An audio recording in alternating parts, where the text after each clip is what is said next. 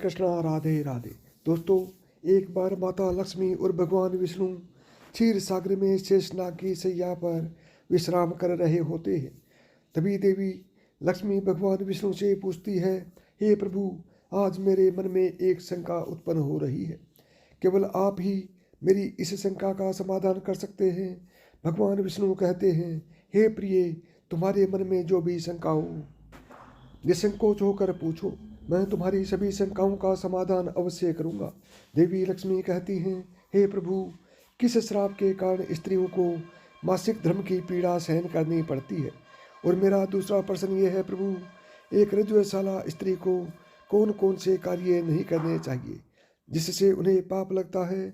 भगवान विष्णु कहते हैं, हे देवी, आज तुमने मानव जाति के कल्याण के लिए बहुत ही उत्तम प्रश्न किया है। तुम्हारे इन सभी प्रश्नों का उत्तर देव शर्मा की इस प्राचीन कथा से प्राप्त हो जाएगा। इस महान कथा का श्रवण करने मात्र से ही समस्त पापों का नाश हो जाता है।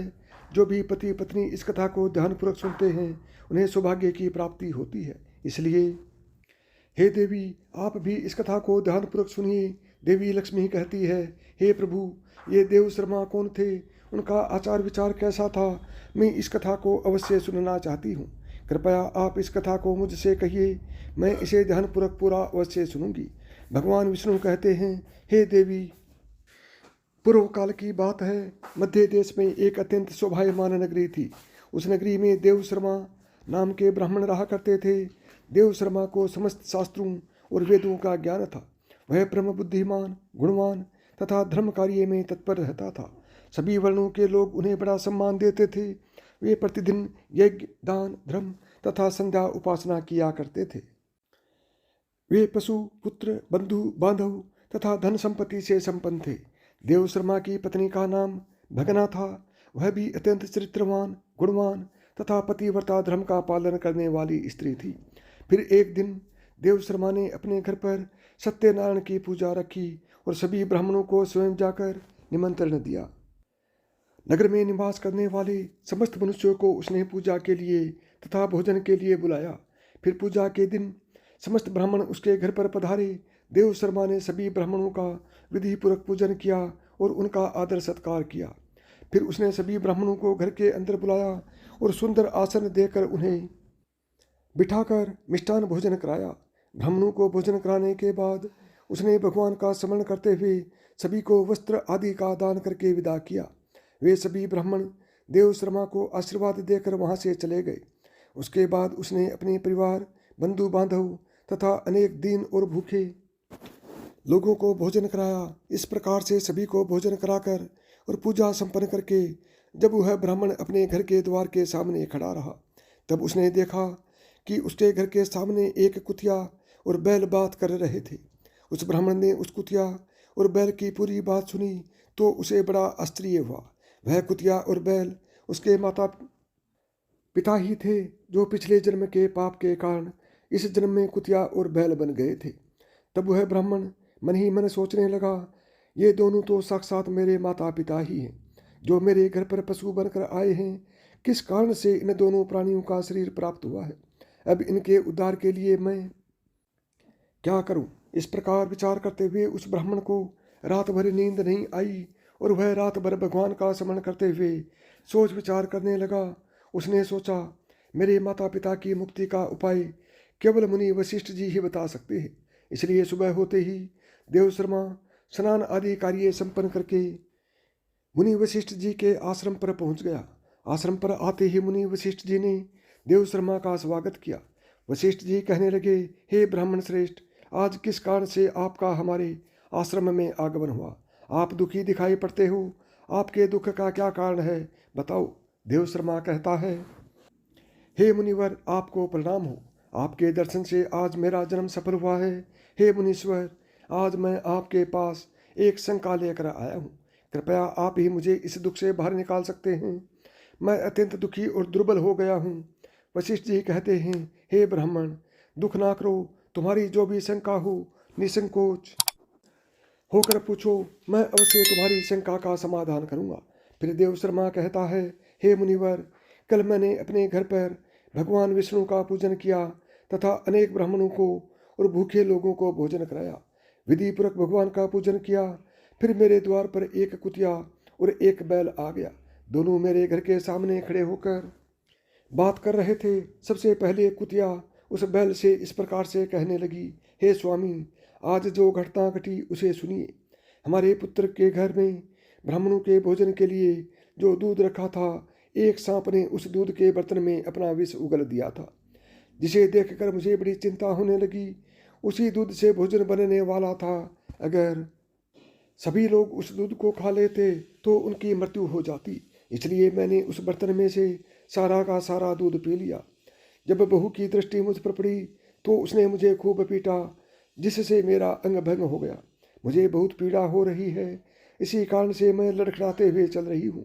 मुझे यह पीड़ा सहन नहीं हो रही है। कुतिया की बात सुनकर वह बैल बहुत दुखी हुआ और वह खुद का वृतांत सुनाने लगा। हे प्रिय, अब मैं तुम्हें मेरे दुख का कारण सुनाता हूँ। मैं पूर्व जन्म में इस ब्राह्मण का पिता था। आज इस ब्राह्मण ने सभी लोगों को भोजन कराया, किंतु इसने मेरे सामने घास तक नहीं डाली और ना ही मुझे जल पिलाया। इसी कारण से मैं बहुत दुखी हो गया हूँ। फिर देव शर्मा कहने लगे, इस प्रकार से अपने माता पिता को कुतिया और बैल के रूप में ऐसा बोलते हुए देखकर मुझे बड़ा दुख हो रहा है। मुझे रात भर नींद नहीं आ रही है। हर क्षण मुझे चिंता सता रही है।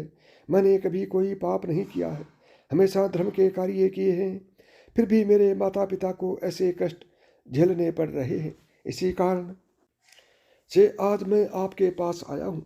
कृपया आप अपनी योग शक्ति से पता करके मुझे बताइए, किस कारण से मेरे माता पिता की ऐसी दुर्दशा हुई है और उनकी मुक्ति के लिए मुझे कौन सा कर्म करना चाहिए। फिर गुरु वशिष्ठ ध्यान लगाते हैं और उस ब्राह्मण के माता पिता के पूर्व जन्म के कर्मों को देखते हैं और देव शर्मा से कहने लगते हैं, हे ब्राह्मण, तुम्हारे माता पिता ने पिछले जन्म में घोर पाप किया है। उसी पाप के कारण आज उनकी ऐसी दुर्दशा हुई है। देव शर्मा कहता है, हे गुरुदेव, किस पाप के कारण मेरे माता पिता की ऐसी दुर्दशा हुई है? कृपया विस्तार से बताइए, मैं जानना चाहता हूँ। फिर ऋषि वशिष्ठ कहते हैं, हे ब्राह्मण देवता, तुम ध्यान से सुनो। ये बैल जो तुम्हारे पिता हैं, ये पिछले जन्म में कुंडी नगर के श्रेष्ठ ब्राह्मण रहे हैं। इन्होंने एक दिन एकादशी का व्रत करके भोजन किया था। एकादशी के व्रत के दिन इसने दान धर्म भी नहीं किया। इसने द्वार पर आई गायों को कभी भोजन नहीं खिलाया। इसने अपने पितरों का श्राद्ध भी विधिपूर्वक नहीं किया। तुम्हारे पिता ने पिछले जन्म में मासिक धर्म के दौरान ही तुम्हारी माता के साथ संबंध बनाया था और इसी पाप के कारण इसे इस जन्म में बैल का रूप प्राप्त हुआ है। तब तुम्हारी माता के बारे में सुनो। तुम्हारी माता ने रजवशाला होते हुए भी भोजन बनाया। मासिक धर्म के दौरान ही इसने भगवान की पूजा की और तुलसी को जल चढ़ाया। रजवशाला होते हुए भी इसने भगवान को भोग लगाया। इसी कारण से इसे महापाप लगा है। मासिक धर्म के दौरान स्त्री 3 दिनों के लिए अपवित्र हो जाती है। मासिक धर्म के दौरान स्त्री को पूजा पाठ नहीं करना चाहिए। स्त्री को इन 3 दिनों में अपने बाल भी नहीं धोना चाहिए। इससे पति की आयु कम होती है। मासिक धर्म के दौरान पेड़ पौधों को स्पर्श न करें। रजवशाला स्त्री के साथ संबंध भी नहीं बनाना चाहिए। जो पुरुष रजवशाला के साथ संबंध बनाता है उसे ब्रह्म हत्या का पाप लगता है। जो रजवशाला के वस्त्रों को स्पर्श करता है उसे भी पाप लगता है। रजवशाला स्त्री के शरीर में 3 दिनों तक ब्रह्म हत्या का पाप निवास करता है और चौथे दिन ही वह स्नान करके पवित्र हो जाती है। चौथे दिन स्नान करने के पश्चात रजवशाला स्त्री को अपने पति का मुख देखना चाहिए, अन्य किसी पुरुष का मुख नहीं देखना चाहिए। यदि पति समीप नहीं हो तो सूर्य देव के दर्शन करने चाहिए। गुरु वशिष्ठ कहते हैं, हे ब्राह्मण, इसी पाप के कारण तुम्हारे पिता को बैल और तुम्हारी माता को कुतिया का जन्म प्राप्त हुआ है। देव शर्मा कहता है, हे मुनीश्वर, अब आप मुझे मेरे माता पिता की मुक्ति के लिए उपाय बताइए। वशिष्ठ जी कहते हैं, हे ब्राह्मण, तुम किसी भी अमावस्या के दिन अपने माता पिता की मुक्ति के लिए श्राद्ध तथा तर्पण करो और दान धर्म करो, गाय की सेवा करो और गौ माता को मिष्ठान खिलाओ और अपने माता पिता की मुक्ति के लिए भगवान से प्रार्थना करो। फिर ब्राह्मण वही करता है और फिर उसके माता पिता को समस्त पापों से मुक्ति मिलती है। भगवान विष्णु माता लक्ष्मी से कहते हैं, हे देवी, मैंने तुम्हें रजवशाला स्त्री को कौन से कार्य नहीं करने चाहिए, इस विषय में बता दिया है। अब मैं तुम्हें बताता हूँ कि किस कारण से स्त्री को मासिक धर्म से गुजरना पड़ता है। सत्य युग में एक काल के नाम से प्रसिद्ध दानव हुआ करते थे। दानव होने के कारण उनका स्वभाव उग्र था और वे हमेशा ही युद्ध करने के लिए तत्पर रहते थे। फिर एक दिन सभी दानव वृत्रासुर के साथ मिलकर स्वर्ग लोक पर चढ़ाई करने लगे। उन असुरों के पास भयंकर शक्तिशाली अस्त्र थे जिसका देवता सामना ना कर सके और भागकर ब्रह्मदेव के पास चले गए। फिर ब्रह्मदेव ने उन्हें असुरों को परास्त करने का उपाय बताते हुए कहा, हे इंद्र, तुम इसी क्षण महर्षि दधीचि के पास जाओ।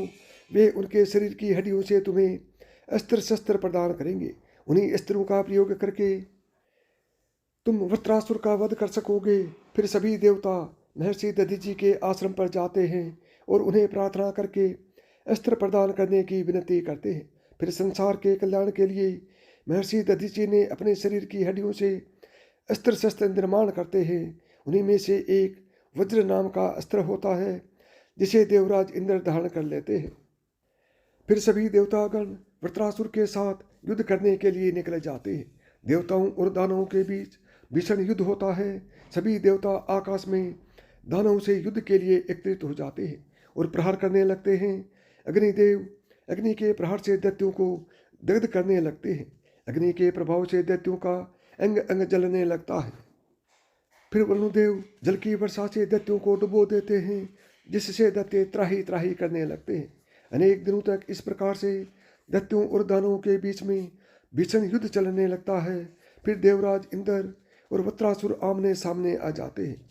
इन दोनों के बीच भीषण युद्ध होता है और फिर देवराज इंद्र अपने वज्र का प्रहार करके वृत्रासुर को मार डालते हैं। उन दानव वृत्रासुर की मृत्यु होते ही उसके शरीर से ब्रह्महत्या बाहर निकलती है और इंद्र का पीछा करने लगती है। फिर वह ब्रह्महत्या इंद्र के शरीर में प्रवेश कर लेती है, जिससे इंद्र को ब्रह्महत्या का पाप लगता है। देवराज इंद्र ब्रह्मदेव के पास जाते हैं उनसे ब्रह्महत्या से छुटकारा दिलाने के लिए कहते हैं। फिर ब्रह्मदेव उस ब्रह्महत्या को इंद्र के शरीर से निकलने की आज्ञा देते हैं। वह ब्रह्महत्या इंद्र के शरीर से बाहर निकलकर ब्रह्मदेव से कहने लगती है, हे परमपिता, अभी तक मैं वृत्रासुर के शरीर में निवास कर रही थी, क्योंकि उसने अनेक ब्रह्महत्याएं की थी। जब इंद्र ने उसकी हत्या की तो मैं इंद्र के शरीर में वास करने लगी। अब आप ही मुझे कोई उचित स्थान दीजिए जहाँ पर मैं रह सकूँ। फिर ब्रह्मदेव कहते हैं, हे ब्रह्महत्या, मैं तुम्हें उचित स्थान देता हूँ। फिर ब्रह्मदेव ने ब्रह्महत्या के 4 भाग किए और कहा, हे ब्रह्महत्या, तुम्हारा 1/4 भाग अग्नि के भीतर रहेगा और जो भी मनुष्य अग्नि को आहुति नहीं देगा तुम उसके शरीर में प्रवेश कर लेना। तुम्हारा दूसरा 1/4 भाग जल के भीतर रहेगा। जो भी जल में थूकेगा अथवा मलमूत्र का त्याग करेगा तुम उनके शरीर में प्रवेश करोगी। फिर तीसरा 1/4 भाग पेड़ पौधों और वृक्षों के भीतर रहेगा। जो भी मनुष्य अकारण ही वृक्षों को काटेगा उसे भी ब्रह्महत्या का पाप लगेगा। फिर ब्रह्मदेव ने अप्सराओं को बुलाया और कहा, हे अप्सराओं, इस ब्रह्महत्या का 1/4 भाग तुम ग्रहण करो। अप्सराएं कहने लगी, हे प्रभु, आपकी आज्ञा से हम इसे ग्रहण करने के लिए तैयार हैं, किंतु हमें भी इससे मुक्ति का कोई उपाय बताइए। फिर ब्रह्मदेव कहने लगे, हे अप्सराओं, जो भी पुरुष रज्जुशाला स्त्री के साथ संबंध बनाएगा उसके अंदर ये ब्रह्महत्या प्रवेश कर जाएगी। इस प्रकार से ब्रह्महत्या के 4 भाग हुए, एक अग्नि में, दूसरा जल में, तीसरा वृक्षों में और चौथा स्त्रियों के अंदर प्रवेश कर गया। उसी ब्रह्महत्या के भाग्य के कारण स्त्रियों को मासिक धर्म आता है। जो भी पुरुष मासिक धर्म के दौरान स्त्रियों को स्पर्श करता है अथवा उनके साथ संबंध बनाता है उसे ब्रह्महत्या का पाप लगता है। भगवान विष्णु कहते हैं, हे देवी, इस प्रकार से मैंने आपको स्त्री के रज्जुशाला होने के पीछे की कथा और रज्जुशाला स्त्री कौन कौन से कार्य नहीं करने चाहिए आदि के विषय में बता दिया है। माँ लक्ष्मी कहती हैं, हे प्रभु, आज आपने मुझे बहुत ही महत्वपूर्ण ज्ञान दिया है। मैं भी आपको वचन देती हूँ, जो भी स्त्री मासिक धर्म के दौरान पूजा पाठ करेगी, पति के साथ संबंध रखेगी, उसके घर में मैं प्रवेश नहीं करूँगी। तो दोस्तों, इस प्रकार से मासिक धर्म के दौरान स्त्रियों को ये कार्य नहीं करने चाहिए। आशा करते हैं आपको यह कथा अच्छी लगी होगी, तो वीडियो को एक लाइक ज़रूर कर दीजिए।